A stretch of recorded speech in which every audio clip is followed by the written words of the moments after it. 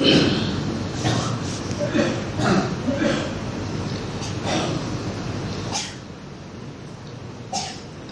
لله القائل: يا أيها الذين آمنوا أطيعوا الله وأطيعوا الرسول وأولي الأمر منكم فإن تنازعتم في شيء فردوه إلى الله والرسول إن كنتم تؤمنون بالله واليوم الآخر ذلك خير وأحسن تأويلا أشهد أن لا إله إلا الله وحده لا شريك له وأشهد أن سيدنا محمدا عبده ورسوله اللهم صل وسلم وبارك على سيدنا محمد وعلى آله وأصحابه وأزواجه وذرياته ومن تبعهم بإحسان إلى يوم الدين أما بعد فيا عباد الله اتقوا الله أوصيكم وإياي بتقوى الله فقد فاز المتقون. Ma'asyiral muslimin rahimakumullah, kita memanjatkan setinggi-tinggi kesyukuran dan pujian kepada Allah Subhanahu wa taala yang mentadbir bumi dan langit serta mengadili perlakuan manusia pada hari kiamat,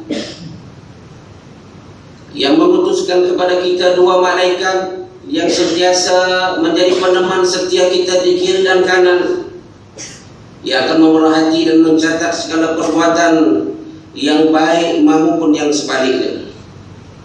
Maka dengan itu marilah sama-sama kita mempertingkatkan ketakwaan kita kepada Allah, memperkukuhkan iman kita kepada Allah Subhanahu wa taala dengan kita bersungguh-sungguh, dengan sepenuh hati kita melaksanakan segala perintah-perintah Allah, dan dengan penuh keimanan dan ketakwaan kita kepada Allah, kita menjauhi diri kita dari perkara-perkara yang dilarang dan yang diharam kepada kita oleh Allah Subhanahu wa taala. Mudah-mudahan dengan keimanan dan ketakwaan ini kita beroleh rahmat dan keridhaan dari Allah untuk kita terus hidup dengan bahagia di dunia, dan seterusnya kita hidup dengan lebih bahagia apabila kita diberikan dengan syurga Allah Subhanahu wa taala. Sidang Jumaat yang dirahmati Allah, besok 6 hari bulan Jun 2015 merupakan hari keputeraan rasmi Sri Paduka Baginda yang di-Pertuan Agung. Maka mimbar pada hari ini ingin membicarakan di awal khutbah pada hari ini tentang satu tajuk yang diminta untuk kita sama-sama tunjukkan bahawa Sri Paduka Baginda yang di-Pertuan Agung ialah tunjang kepada kekuatan Islam. Di dalam sejarah, baik sejarah alam Melayu maupun sejarah mana-mana umat, bahawa apabila seseorang raja itu memeluk Islam, maka semua rakyat akan mengikutinya, sebagaimana yang disebut an-nasu ala dini mulukihim. Manusia itu akan mengikut cara hidup raja-raja dan sultan mereka. Maka secara resmi Islam itu diangkat sebagai agama kepada sebuah negara, di mana seorang raja akan menjadi tunjang kepada kekuatan perjuangan dan penyebaran Islam. Dan kita lihat di dalam pelembagaan negara kita, dalam perkara 3 dalam kurungan 2 yang menyatakan bahawa duli yang Maha Mulia Sri Paduka yang di-Pertuan Agung adalah ketua bagi agama Islam, bagi persekutuan dan negeri-negeri yang tiada raja seperti Pulau Pinang, Sarawak, Sabah, Melaka dan wilayah persekutuan. Manakala negeri-negeri lain ketua agama Islam ialah sultan atau raja di negeri berkenaan. Para raja dan para sultan ini diangkat sebagai ketua agama Islam, merupakan suatu kedudukan yang amat istimewa di negara kita. Justru pemilihan Baginda sebagai ketua negara dan agama menuntut kepada penyempurnaan tanggungjawab yang maha besar. Ini terkandung dalam lafaz sumpah baginda, yaitu wallahi, wabillahi, watallahi, yang dapat dirungkaikan dalam kata kunci, yaitu undang-undang, perlembagaan negeri, agama Islam, adil dan aman. Di dalam Islam, seorang pemimpin merupakan wakil pemegang amanah ummah yang disebut sebagai khalifah Allah Subhanahu wa ta'ala untuk melaksanakan amanah yang dipikulkan kepada kita oleh Allah Subhanahu wa ta'ala di atas muka bumi ini. Salah satu amanah sebagai khalifah Allah Subhanahu wa ta'ala adalah untuk menyebarkan dasar Islam, menyebarkan syiar Islam, menyuburkan syariat Allah Subhanahu wa ta'ala sebagai agama yang membawa rahmat kepada seluruh ummah. Antara rahmat yang perlu disebarkan ialah berlaku adil kepada sesama manusia, yaitu dengan tidak membenci, tidak berlaku zalim, tidak melakukan penindasan, penipuan, dan tidak mengabaikan manusia tanpa memandang darjat dan status seseorang itu. Usaha untuk mewujudkan keadilan ini kepada seluruh manusia adalah sebahagian daripada sifat ketakwaan kita kepada Allah, sebagaimana firman Allah Subhanahu wa ta'ala yang sering kita bacakan pada penghujung khutbah kita yang kedua. Inna Allaha ya'muru bil 'adli wal ihsan wa ita'i dzil qurba wa yanha 'anil fahsya'i wal munkari wal baghi ya'idzukum la'allakum tadhakkarun. Surah An-Nahl ayat 90. Sesungguhnya Allah Subhanahu wa ta'ala menyeru dan menyuruh untuk berlaku adil, berbuat baik, dan memberi bantuan kepada kaum keluarga, dan melarang daripada melakukan perbuatan mungkar dan kezaliman. Ia mengajar kamu supaya kamu mengambil peringatan. Pemerintah yang melaksanakan kebaikan dan berlaku adil untuk rakyat akan mendapat ganjaran pahala dari Allah Subhanahu wa ta'ala. Dan begitu juga dengan kita sebagai rakyat yang mentaati dan mengikuti perintah yang dikeluarkan oleh ulil amri minkum, yakni pemerintah daripada kalangan kamu, yakni daripada kalangan orang-orang yang beriman, maka kita juga akan turut sama mendapat ganjaran pahala dari Allah Subhanahu wa ta'ala. Apabila kita membicarakan soal keadilan, maka kita melihat bahawa bagaimana Nabi kita sallallahu alaihi wasallam menyatakan dalam sebuah hadis, sab'atun yuzilluhumullahu fi zillihi yawma la zilla illa zilluh. 7 golongan, kata Nabi, yang akan diberi naungan Allah Subhanahu wa ta'ala pada hari yang tidak ada sebarang naungan melainkan naungan dari Allah. Yang pertamanya, kata Nabi sallallahu alaihi wasallam, adalah imamun adil, yakni pemimpin yang adil, pemimpin yang melaksanakan segala perintah-perintah Allah, pemimpin yang berusaha untuk menegakkan al-amru bil ma'ruf, pemimpin yang berusaha untuk wan-nahyu 'anil munkar, mencegah kemungkaran daripada berlaku dan daripada dilakukan oleh rakyat yang berada di bawah jajahannya. Inilah merupakan satu anugerah yang diberikan oleh Allah Subhanahu wa ta'ala kepada seorang pemimpin yang melaksanakan pemerintahannya dengan penuh keadilan, mengikut acuan yang telah ditetapkan oleh Allah Subhanahu wa ta'ala dan sebagaimana yang telah ditunjukkan oleh sunnah baginda kita sallallahu alaihi wasallam dalam menjalankan sesuatu pemerintahan. Dalam beberapa hadis yang lain disebut bahawa pemerintah yang adil itu doanya akan dimakbulkan oleh Allah Subhanahu wa ta'ala. Kata-katanya tajam, tindakannya menepati, nasihatnya menjadi teladan dan pedoman. Namun timbul persoalan kepada kita pada hari ini, mengapa doa pemerintah yang adil, mengapa doa pemerintah yang adil itu dimakbulkan oleh Allah? Ini kerana pemerintah yang adil itu merupakan golongan yang terhormat, golongan yang mendapat darjat yang tinggi di sisi Allah Subhanahu wa ta'ala, kerana mereka menjadi pemerintah yang disayangi oleh rakyat. Kita sentiasa mendoakan kebaikan kepada pemerintah-pemerintah kita yang melaksanakan dan melakukan pemerintahan dan juga pentadbiran kita dengan penuh keadilan. Maka mimbar pada hari ini, insya-Allah tuan-tuan sidang jemaah yang dirahmati Allah, kita sama-sama mendoakan agar Allah Subhanahu wa taala terus memberi kekuatan kepada tuanku Sultan Abdul Halim Muazzam Shah selaku juri yang teramat mulia Seri Paduka Baginda yang di-Pertuan Agong, agar terus diberi kekuatan oleh Allah Subhanahu wa taala untuk sama-sama menjalankan perintah Allah, menjadi pemerintah yang diridai oleh Allah Subhanahu wa taala, dan seterusnya dapat memakmurkan negeri dan negara serta rakyatnya dengan penuh keadilan dan kesesamaan, insyaallah. Tuan-tuan sidang jemaah yang dirahmati Allah, perkara kedua yang ingin dikongsi bersama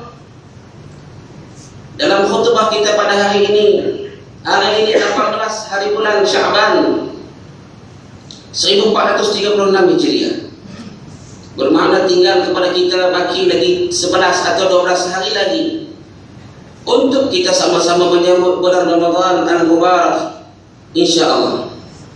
Sabda Nabi sallallahu alaihi wasallam, "Atakum Ramadan sayyidus syuhur, famarhaban wa ahlan, jaa syahrus siyam bil barakati fa akrim bihi min za'irin huwaat."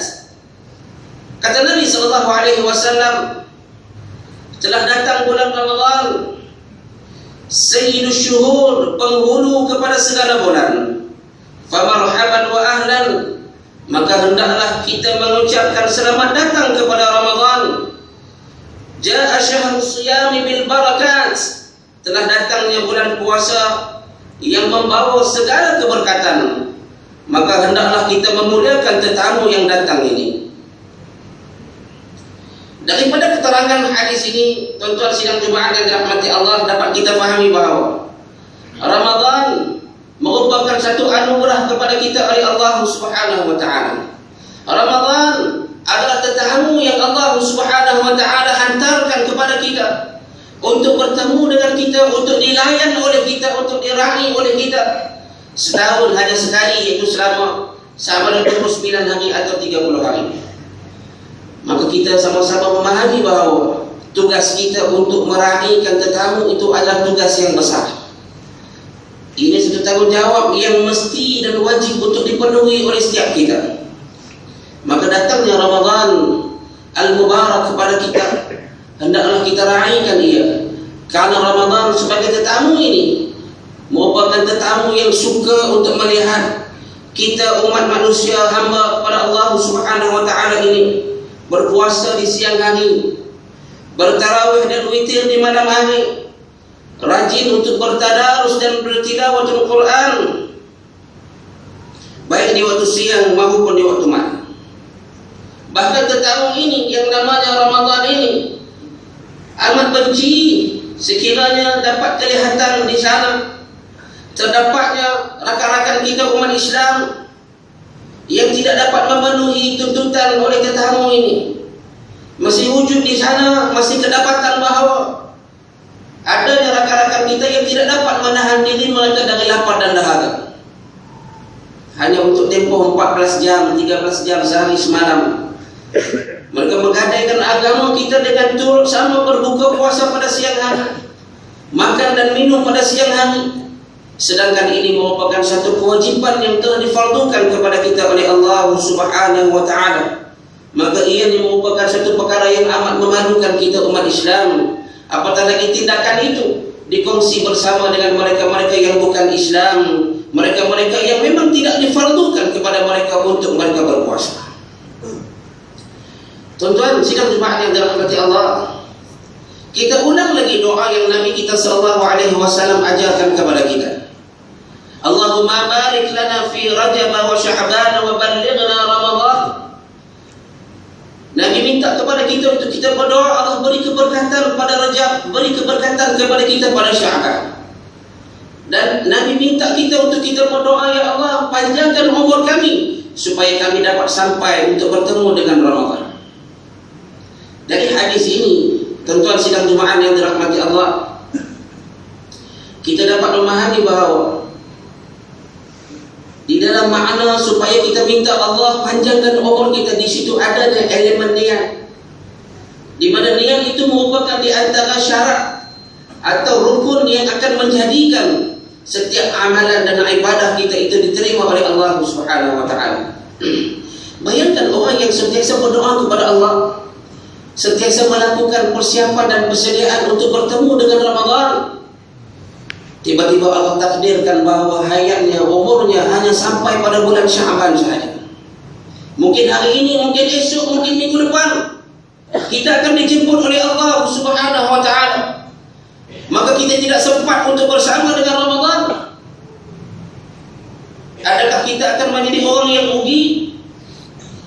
Maka ternyata orang yang telah mempersiapkan dirinya dengan niat untuk menyambut Ramadan, punya niat untuk menghidupkan Ramadan, walaupun beliau tidak sempat untuk bertemu dengan Ramadan, nescaya Allah Subhanahu wa taala akan memberikan ganjaran kepada dia dengan pahala puasa itu, walaupun dia tidak bertemu dengan Ramadan, hanya kerana niat dia untuk melakukan perkara-perkara yang baik di sepanjang Ramadan itu, insya-Allah. Sabda Nabi sallallahu alaihi wasallam, "Idza jaa Ramadan futihat abwabul jannah wa ghuliqat abwabun nar wa sufidatis syayatin." Apabila telah datang Ramadan, futihat abwabul jannah, dibuka pintu-pintu syurga. Wa ghuliqat abwabun nar, ditutup pintu-pintu neraka, dan dirantai dan dikunci segala syaitan-syaitan yang mengganggu dan membelenggu kita selama ini. Maka tinggallah kita, tuan-tuan sidang Jumaat yang dirahmati Allah. Tidak ada lagi syaitan yang akan mengganggu kita, tetapi yang mengganggu kita siapa? Yang mengajak kita untuk tidak patuh kepada perintah Allah itu siapa?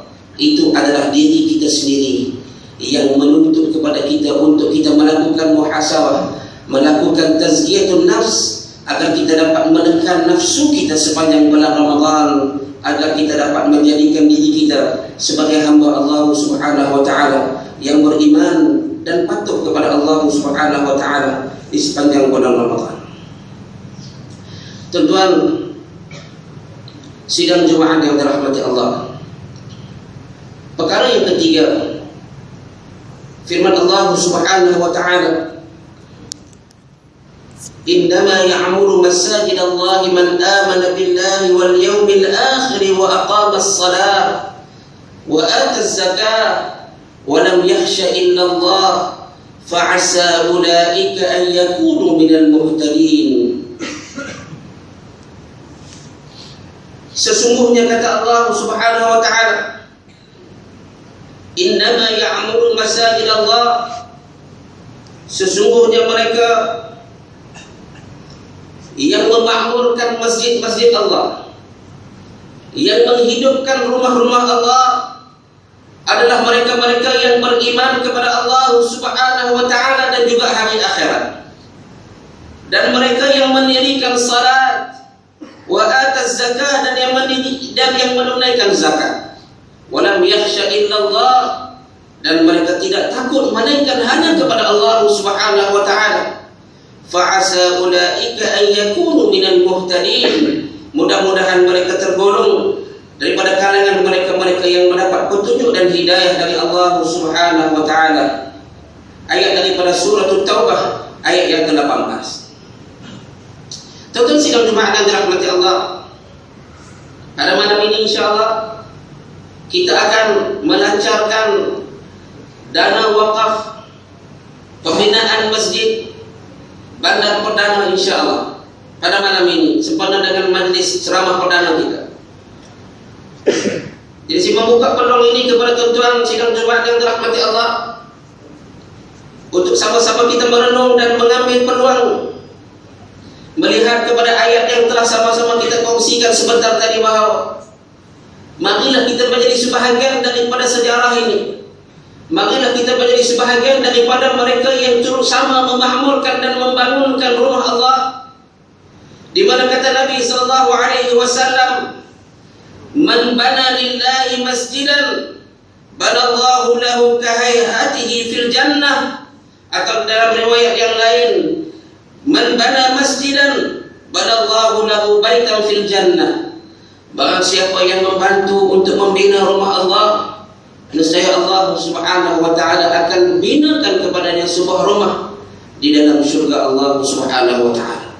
Mudah-mudahan tuan-tuan sidang dimakna dirahmati Allah, kita mohon doa dari Allah agar Allah permudahkan urusan kita, agar Allah beri kekuatan kepada kita untuk kita, di samping kita punya hasrat untuk membangunkan rumah Allah dengan binaannya yang cantik, dengan binaannya yang canggih, dengan struktur dan kedudukannya sangat baik, maka alangkah lebih baiknya rumah-rumah Allah itu kita dapat makmurkan dengan salat-salat secara berjamaah.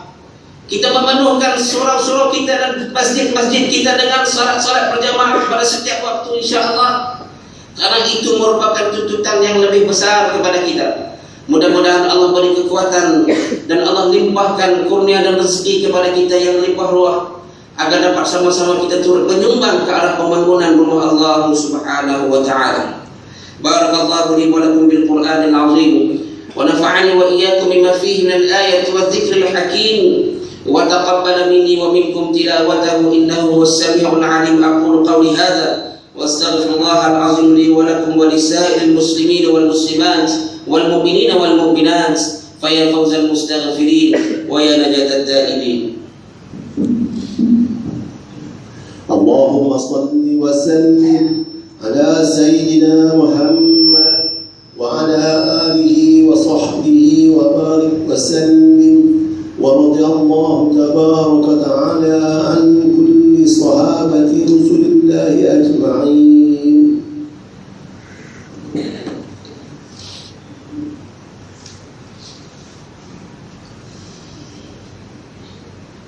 Alhamdulillah hamdan katsiran kama amar. Asyhadu an la ilaha illallah wahdahu la syarika lah.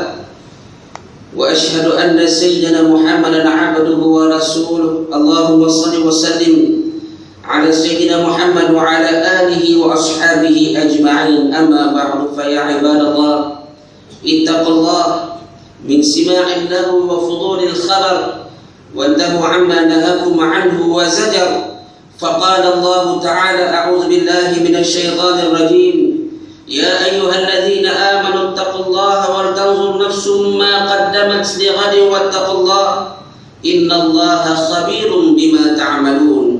وقال الله تعالى إن الله وملائكته يصلون على النبي يا أيها الذين آمنوا صلوا عليه وسلموا تسليما.